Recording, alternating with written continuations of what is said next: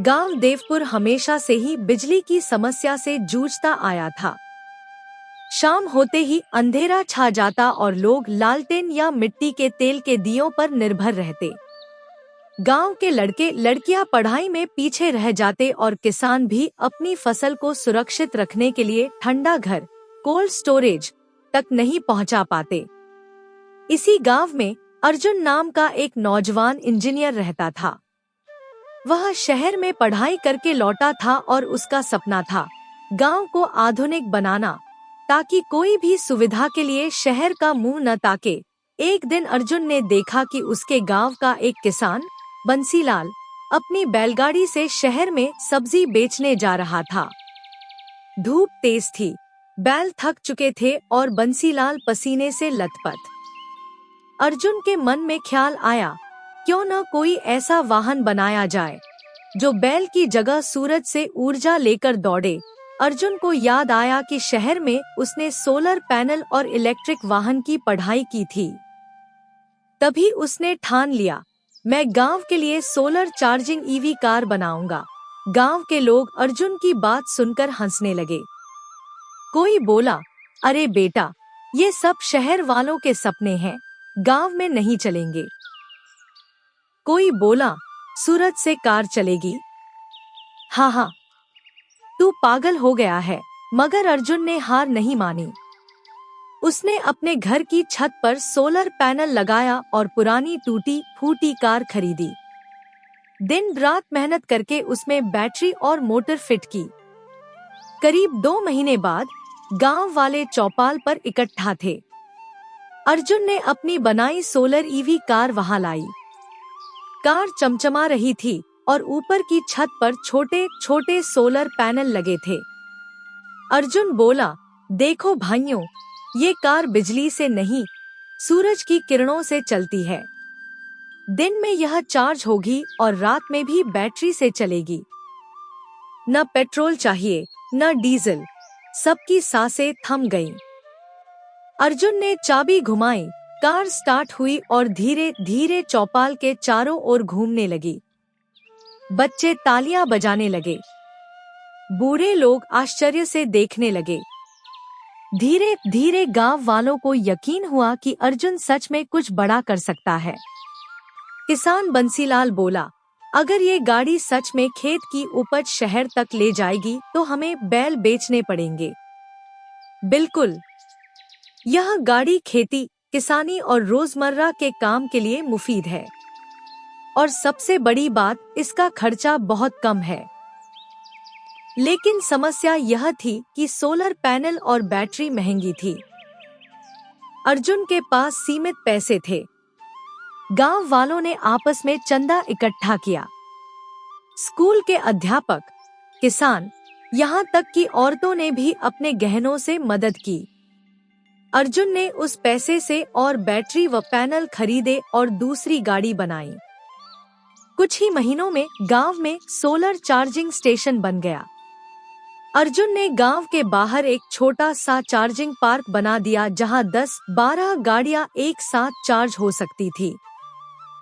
अब बंसीलाल और बाकी किसान अपनी उपज सोलर ईवी कार से शहर ले जाने लगे। पहले जहां पेट्रोल और बैल पर हजारों रुपए खर्च होते थे, अब मात्र धूप से यह काम होने लगा। एक घने जंगल के किनारे एक छोटा सा गांव बसा हुआ था। इस गांव का नाम पातालपुर था और इसके आसपास का इलाका काफी डरावना माना जाता था। लोग कहते थे कि यहाँ एक भूतिया चुड़ैल रहती है, जिसने अपनी जिंदगी में बहुत अत्याचार सहे थे और मृत्यु के बाद उसकी आत्मा बदला लेने के लिए इस जंगल में भटक रही है। पातालपुर के लोग उस चुड़ैल के किस्से सुनकर कांप उठते थे, खासकर रात के समय, जब जंगल में से अजीब अजीब आवाजें सुनाई देने लगती थीं। कहानी की शुरुआत बहुत साल पहले हुई, जब गांव में सावित्री नाम की एक औरत रहती थी। सावित्री बेहद खूबसूरत थी और उसके सौंदर्य की चर्चा दूर दूर तक होती थी। लेकिन उसकी किस्मत खराब थी। शादी के बाद उसके ससुराल वालों ने उसे खूब यातनाएं दीं। उसके पति ने भी कभी उसकी परवाह नहीं की और एक दिन क्रोध में आकर उसे मार दिया। सावित्री की आत्मा ने दुख और दर्द में तड़पते हुए दम तोड़ दिया और उसके मन में अपने अत्याचारियों के प्रति गहरी नफरत और बदले की भावना भर गई। मृत्यु के बाद भी उसकी आत्मा को शांति नहीं मिली और उसने एक चुड़ैल का रूप धारण कर लिया। धीरे धीरे पातालपुर के लोग अजीब घटनाओं का सामना करने लगे। रात के समय जंगल से एक सफेद साड़ी में लिपटी एक औरत दिखती थी, जो गांव के पास जाकर भयानक हंसी में ठहाके लगाती थी। उसकी बड़ी बड़ी लाल आंखें किसी को भी भयभीत कर देती थीं। लोग कहते थे कि सावित्री की आत्मा को शांति नहीं मिली है और वो अपने दुखों का बदला लेने के लिए गांव में भटकती रहती है। गांव में एक बार एक साधु आए, जिन्होंने सावित्री की आत्मा को महसूस किया। साधु ने गांव वालों से कहा कि जब तक किसी के दिल से उसे न्याय नहीं मिलेगा, तब तक उसकी आत्मा भटकती रहेगी। गांव वाले बहुत डरे हुए थे। हर साल गांव में कुछ न कुछ अजीब घटनाएं होती थीं। कभी किसी का जानवर गायब हो जाता, तो कभी गांव के लोग जंगल में भटक जाते। कहते हैं कि जो भी सावित्री की आत्मा का सामना करता, वो अजीबोगरीब बुखार से पीड़ित हो जाता और कई बार लोगों की मौत भी हो जाती थी। रात के समय राहुल अकेला उस जंगल में गया, जहां चुड़ैल की आत्मा को देखा गया था। जैसे ही उसने जंगल में कदम रखा, वहां एक अजीब सन्नाटा छा गया। हवा के झोंके ठंडे और भयानक थे। कुछ ही दूरी पर उसने एक सफेद साड़ी में लिपटी उस औरत को देखा। उसकी लाल आंखें, बिखरे हुए बाल और चेहरे पर गहरा क्रोध देखकर राहुल के रोंगटे खड़े हो गए। लेकिन उसने हिम्मत बनाए रखी और सावित्री की आत्मा से पूछा, तुम्हें क्या चाहिए? तुम्हारी आत्मा क्यों भटक रही है?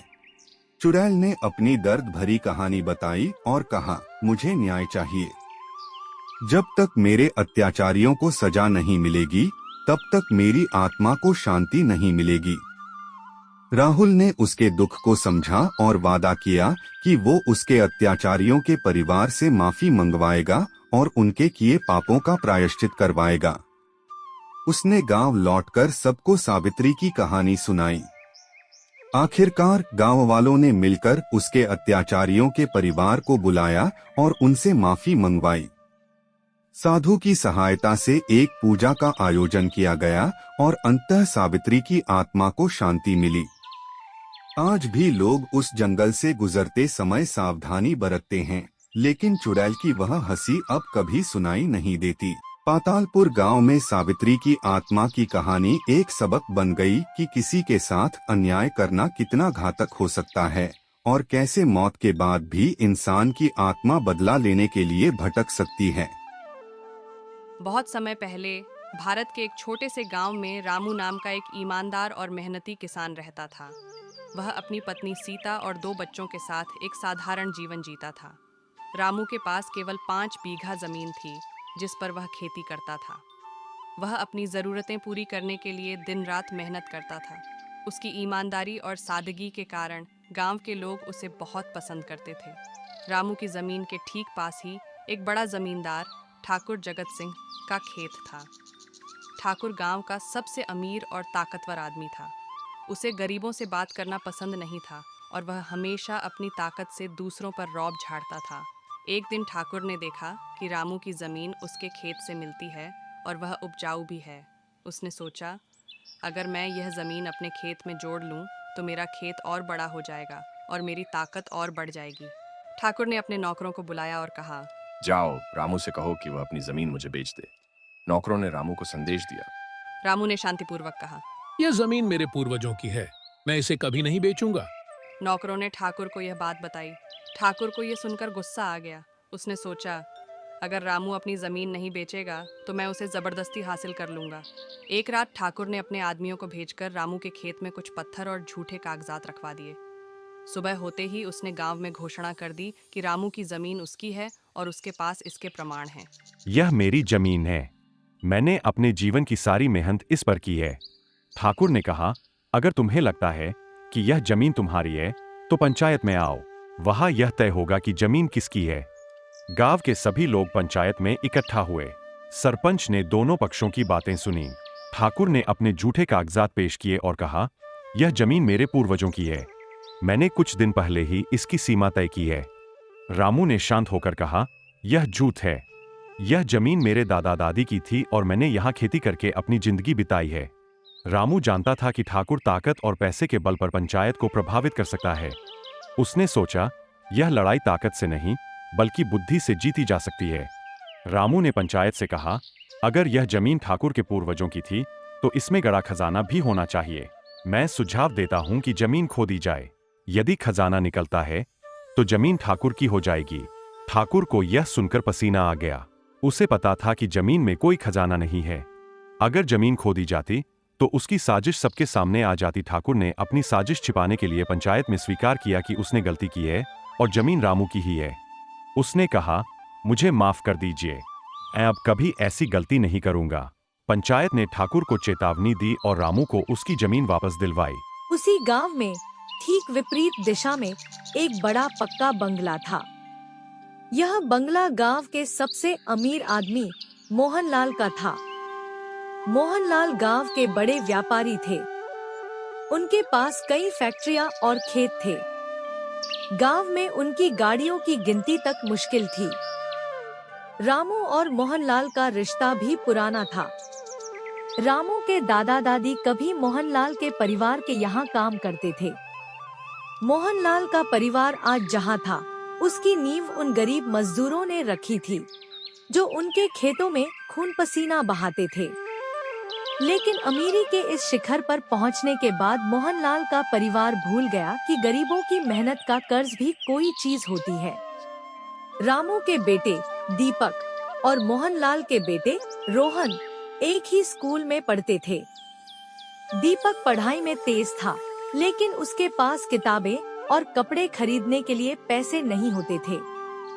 स्कूल की फीस भरने के लिए सरिता ने अपने गहने बेच दिए।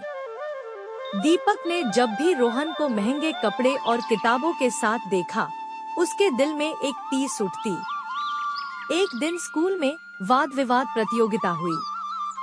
दीपक ने उसमें भाग लिया और पहला पुरस्कार जीता। वह बहुत खुश था, लेकिन रोहन ने अपनी हार से चिढ़कर उसे ताना मारा, तुम गरीब लोग सिर्फ सपने देख सकते हो। अमीरों की तरह जिंदगी जीने के लिए 100 जन्म लेने पड़ेंगे। दीपक चुपचाप घर लौट आया। उसने अपने पिता से पूछा, पिताजी, क्या गरीबी हमारी तकदीर है? रामू ने अपने बेटे की आंखों में झांका। वह कुछ कह नहीं पाया, क्योंकि उसके पास इसका कोई जवाब नहीं था। दीपक की यह बात सरिता ने सुन ली। उसने अपने पति से कहा, रामू, हम गरीब जरूर हैं, लेकिन हमारा सपना बड़ा है। हमें दीपक की पढ़ाई में कोई कमी नहीं छोड़नी चाहिए। रामू ने सरिता की बात मान ली। दूसरी ओर मोहनलाल ने अपनी संपत्ति बढ़ाने के लिए गरीब किसानों की जमीन खरीदनी शुरू कर दी। रामू का खेत भी उसकी नजर में था। एक दिन मोहनलाल ने रामू को बुलाया और कहा, तुम्हारी जमीन का सही दाम दे रहा हूँ, इसे बेच दो और शहर जाकर नया काम ढूंढ लो। रामू ने मना कर दिया। वह जानता था कि जमीन उसकी रोजी रोटी का आखिरी सहारा थी। मोहनलाल ने धमकी दी, अगर तुमने जमीन नहीं बेची तो तुम्हें इसका खामियाजा भुगतना पड़ेगा। एक रात अचानक बारिश के साथ बाढ़ आ गई। रामू का खेत और घर दोनों तबाह हो गए। गांव के कई लोग बेघर हो गए। इस आपदा के बाद मोहनलाल ने अपनी ताकत का इस्तेमाल करके रामू की जमीन पर कब्जा कर लिया। रामू का परिवार अब बेघर हो गया। वह अपने परिवार को लेकर शहर चला गया। वहां उसने एक फैक्ट्री में मजदूरी शुरू की। सरिता ने घरों में काम करना शुरू किया, लेकिन दीपक की पढ़ाई जारी रही। वक्त गुजरता गया। दीपक ने कड़ी मेहनत और लगन से पढ़ाई पूरी की। उसने इंजीनियरिंग में टॉप किया और एक बड़ी कंपनी में नौकरी पाली। वहीं दूसरी ओर मोहनलाल का व्यापार धीरे धीरे ठप होने लगा। उनकी फैक्ट्री में हड़ताल हो गई। बैंक का कर्ज बढ़ने लगा। एक दिन दीपक को पता चला कि मोहनलाल दिवालिया हो चुके हैं। उनके पास अब अपना बंगला भी बचाने के पैसे नहीं थे। वह बंगला नीलाम हो रहा था। दीपक ने अपने माता पिता को उस बंगले में लाकर बसाया। मोहनलाल और उनका परिवार अब किराए के मकान में रहने को मजबूर था। एक दिन मोहनलाल दीपक के पास आए। उन्होंने कहा, बेटा, तुम्हारे पिता ने कभी हमारी गुलामी की थी। मैंने तुम्हारे परिवार को बहुत दुख दिए। क्या तुम हमें माफ कर सकते हो? दीपक ने जवाब दिया, मैंने गरीबी का दर्द सहा है, इसलिए किसी और को उस दर्द में नहीं देख सकता। आप मेरे बड़े हैं, आपका घर आपका ही है। दीपक ने वह बंगला मोहनलाल को वापस कर दिया। इस घटना ने मोहनलाल को बदल दिया। उन्होंने अपनी बाकी की संपत्ति गांव के विकास में लगा दी। रामू के परिवार और मोहनलाल के परिवार के बीच जो दीवार थी वह गिर गई।